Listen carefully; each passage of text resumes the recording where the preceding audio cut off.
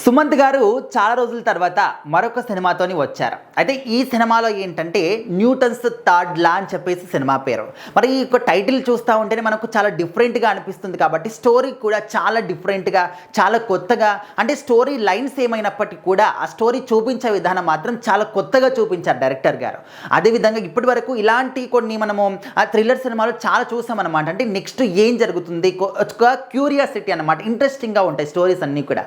మరి ఇందులో ఏంటంటే జగపతి బాబు గారు కావచ్చు, అవసరాల శ్రీనివాస గారు కావచ్చు, లేకపోతే రవివర్మ గారు కావచ్చు, సుమంత్ గారు, వీళ్ళందరూ కూడా ఉన్నారన్నమాట. అయితే ముఖ్యంగా స్టోరీ విషయానికి వస్తే ఒక ఇంజనీరింగ్ విద్యార్థి ఉన్నట్టుండి అనుమానాస్పదంగా వాళ్ళ ఇంటిపై నుంచి కింద పడిపోయి చనిపోతాడనమాట. సో తను ఏ విధంగా చనిపోయాడు, ఎవరైనా తోసేశారా, తనే పడిపోయాడా, తను ఏమైనా విపరీత శక్తులు పడేశాయా, ఈ విధమైనటువంటి స్టోరీ అంతా కూడా ఈ సినిమాలో ఉంటుందన్నమాట. అండ్ అదేవిధంగా జగపతి బాబు గారు ఏమైనా దీనికి లింకప్ అయి ఉన్నారా, లేకపోతే ఆయనతో పాటు ఎవరైనా చేయించారా, లేకపోతే ఇద్దరు ముగ్గురు కలిసి ఎవరైనా ఇదంతా కూడా చేశారా, ఈ విధంగా కంప్లీట్గా ఈ యొక్క మర్డర్ స్టోరీ వెనకాలంతా కూడా స్టోరీ తిరుగుతూ ఉంటుంది.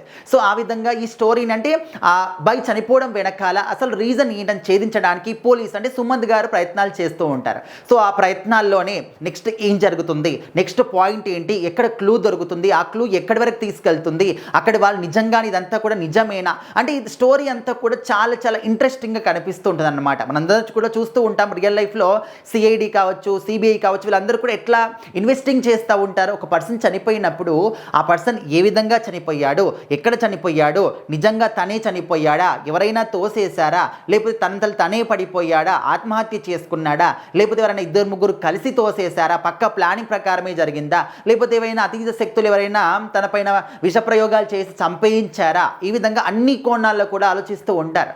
సో మరి ఆ విధంగా చిన్న క్లూ దొరికినా కూడా ఆ క్లూ ద్వారా ఏ విధంగా ఈ కేసుని ఛేదించారు, ఏ విధంగా నిందితుని కనుగొన్నారు, ఈ విధంగా మనం చూస్తూ ఉంటాం. సో ఎగ్జాక్ట్లీ అదే స్టోరీ అన్నమాట. ఈ సినిమా అంతా కూడా చాలా చాలా అద్భుతంగా ఉంటుంది.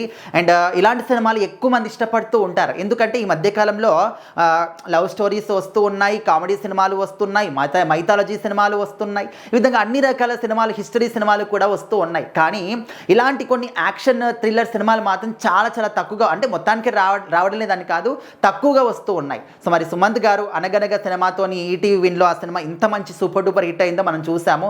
సో మరొకసారి ఇప్పుడు న్యూటన్స్ థర్డ్ లా అని చెప్పేసి ఈ సినిమాతో వచ్చారనమాట. ఈ సినిమా కూడా అదే రేంజ్లో చాలా మంచి ఇంట్రెస్టింగ్గా కనిపిస్తుంది. మరి ఈ స్టోరీ అంతా కూడా మీరు విన్నారు కదా, మీకు ఏ విధంగా అనిపిస్తుంది? ఖచ్చితంగా మీ యొక్క అభిప్రాయాన్ని మాత్రం కామెంట్ చేయండి.